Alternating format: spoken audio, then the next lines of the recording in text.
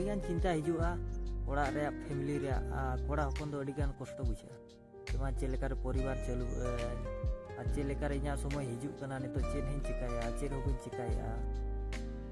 कालेकाती रोजगार कालेकाते फैमिली चालू का ओने उनका उयहर और welcome to my new blog जोटा को और मेटा ब्लॉग रे जो तो को ना सगुन दाराम चेलेका मेना पिया गे पाले नापाय रे ना मेना पिया तबन और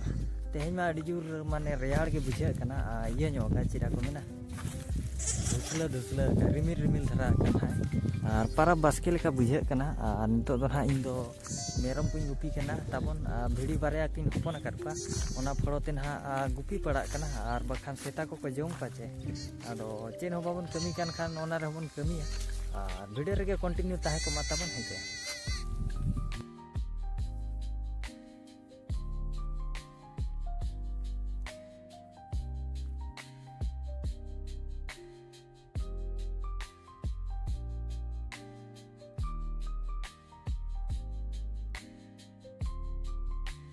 एड़ा को ना तब नितो दो जोर लटुना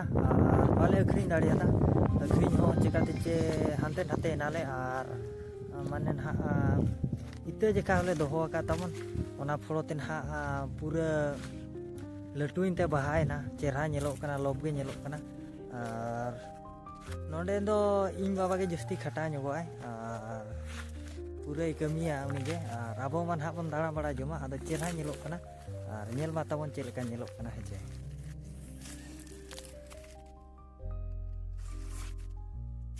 जेलेका रे को गुजुक कना नोडी अड़ा आकाद कोआ और को गुजुक कना ए बाबा नुई मिटांग हेजे और मिटांग हाने हानते रे गज कना पुंड गे जहां नेलो कना नुई गजना को तपांगना ना तड़ी बजे किन सो कना लटू लटू को गेपेरा कना गन ओडे ना बेसे नेलो कना गेरा कदे मेनते नाने चेदा पे तपang कना वो नवा सार लेकना दिन रेको गोजेना उनका हिसाब आचे मेना गोज उतरना को इन चपात गिडी किन गनवा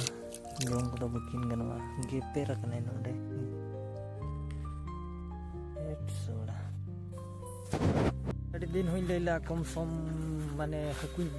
आड़ा ᱧᱚᱞᱟᱫ को तमन और पैसा को जहां तिना हुयुआ लटुआ को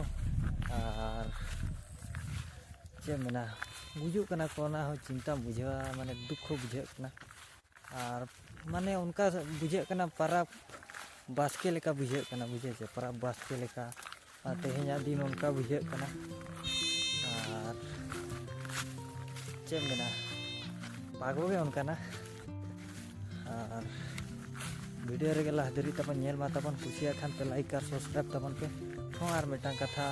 सानताड़ दो तबन इना दो बाको सपोर्टा ना बड़ा गयाबन और इन मा यूट्यूब रे कमी सनी कना ओड़ा करे चेन हो चिकाया जे बांगा चाकरी नौकरी जहां करे पोका में ओना को बांगा खाली यूट्यूब इन कमी अनकन बिहारिया आदो बांग सपोर्ट हो बाय ᱧᱟᱢᱚᱜ कना आदो दुख मा बुझे गया आदो जहां जब देखा जीवो छुटो का हाबो तीन दिन धरी बेचा देना कंटिन्यू एकला जगह रे जेते बेड़े सुनसानम दुड़ुब बा इन बेड़ा अडिगान चिंता हिजो मने रे और इन उनका गिन चिंताया जे बांगा इमा तीन दाड़ाना उनका नोका इन्या लाइफ रे इंजॉयिंग ताहन कना दुख मेना गया आदो ओना दो शेयर बाय गनवा जेते बेड़ा हा इंजन रिन हो इन्या समय हिजुआ जे बांगा ये मेटा वीडियो रे 10000 होर को नेला इन बेड़ा अपनारा स्ट्रगल लाइफ हो बन लेया जे बांगा अब हो चेत दुख बन नामला चे चिकायना नोका चे लेका रे रुईना माने उनका मेना अडिगान मेना तो मांग दो अड़ी कोडाइन ताहे कना मांग दो शायद इन हंडी को बनी ताहे आदो मेटा कते लेया नो हंडी पुरो दो अड़ी जुदी माने एक वर्ष गान कंटिन्यू न्यू का वर्ष आधा गान कंटिन्यू डेली तो अडिगान चिंता आदो बेड़े बेड़े उयहरा इन नॉर्मल लाइफ इन बांचा यूट्यूब रिन कमिया और मांग से नो कमी करावा हेजे और अडिगान चिंता हिजुआ ओड़ा रे फैमिली रे कोड़ा हपन दो अडिगान कष्ट बुझा जेमा चेलेकार परिवार चालू ᱟᱨ ᱪᱮᱫ ᱞᱮᱠᱟᱨᱮ ᱤᱧᱟᱹᱜ ᱥᱚᱢᱚᱭ ᱦᱤᱡᱩᱜ ᱠᱟᱱᱟ ᱱᱤᱛᱚᱜ ᱪᱮᱫ ᱦᱚᱸᱧ ᱪᱤᱠᱟᱹᱭᱟ ᱪᱮᱫ ᱦᱚᱸ ᱵᱟᱹᱧ ᱪᱤᱠᱟᱹᱭᱮᱫᱼᱟ, ᱚᱠᱟ ᱞᱮᱠᱟᱛᱮᱧ ᱨᱳᱡᱽᱜᱟᱨᱟ ᱚᱠᱟ ᱞᱮᱠᱟᱛᱮ ᱯᱷᱮᱢᱮᱞᱤᱧ ᱪᱟᱹᱞᱩ ᱠᱚᱣᱟ ᱚᱱᱮ ᱚᱱᱠᱟ ᱩᱭᱦᱟᱹᱨ᱾ ᱟᱨ ᱠᱩᱲᱤ ᱜᱤᱫᱽᱨᱟᱹ ᱫᱚ ᱢᱤᱫᱴᱟᱝ ᱪᱮᱫ ᱤᱧ ᱢᱮᱱᱟ ᱩᱱᱠᱩ ᱢᱟ ᱡᱟᱢᱟᱭ ᱚᱲᱟᱜ ᱨᱮᱢᱟ ᱟᱹᱥᱩᱞ ᱠᱚᱣᱟᱵᱚᱱ ᱚᱱᱠᱟ ᱦᱤᱥᱟᱹᱵ ᱢᱟᱱᱮ ᱟᱹᱥᱩᱞ ᱟᱠᱚ ᱢᱟ ᱱᱟᱦᱟᱜ ᱤᱱᱟᱹᱜ ᱢᱟ ᱵᱟᱠᱚ ᱟᱹᱥᱩᱞᱟ ᱠᱩᱲᱤ ᱜᱤᱫᱽᱨᱟᱹ ᱠᱚ, ᱟᱫᱚ ᱱᱮᱛᱟᱨ ᱫᱚᱠᱚ ᱟᱹᱥᱩᱞ ᱠᱟᱱ ᱜᱮᱭᱟ ᱟᱫᱷᱟᱱ ᱠᱩᱲᱤ ᱜᱤᱫᱽᱨᱟᱹ, ᱟᱫᱚ ᱚᱱᱠᱟᱱ ᱠᱩᱲᱤ ᱜᱤᱫᱽᱨᱟᱹ ᱧᱟᱢ ᱢᱩᱥᱠᱤᱞᱟ ᱫᱩᱱᱤᱭᱟᱹ ᱨᱮ᱾ ᱟᱫᱚ ᱱᱚᱰᱮ ᱜᱮ ᱱᱟᱦᱟᱜ ᱱᱚᱣᱟ ᱵᱷᱤᱰᱤᱭᱳ ᱫᱚ ᱱᱚᱝᱠᱟ ᱫᱷᱟᱨᱟ ᱜᱮ ᱛᱟᱵᱚᱱ, ᱟᱨᱦᱚᱸ ᱱᱟᱦᱟᱜ ᱱᱟᱣᱟ ᱵᱞᱚᱜ ᱨᱤᱧ ᱟᱹᱜᱩᱭᱮᱫᱼᱟ᱾ ᱟᱨ ᱢᱤᱫᱴᱟᱝ ᱴᱩᱨ ᱵᱷᱤᱰᱤᱭᱳ ᱱᱟᱦᱟᱜ ᱦᱤᱡᱩᱜᱼᱟ ᱠᱳᱞᱠᱟᱛᱟ ᱥᱮᱫᱟᱜ, ᱠᱳᱞᱠᱟᱛᱟ ᱥᱮᱫ ᱤᱧ ᱪᱟᱞᱟᱣ ᱞᱮᱱᱟ ᱢᱮᱴᱨᱳ ᱵᱩᱞᱮᱴ ᱴᱨᱮᱱ ᱠᱚᱧ ᱧᱮᱞ ᱟᱹᱜᱩ ᱧᱚᱜ ᱠᱮᱭᱟ, ᱟᱫᱚ ᱧᱮᱞ ᱯᱮ ᱛᱟᱵᱚᱱ ᱤᱱᱡᱚᱭ ᱯᱮ ᱱᱟᱦᱟᱜ ᱚᱱᱟ ᱵᱷᱞᱚᱜ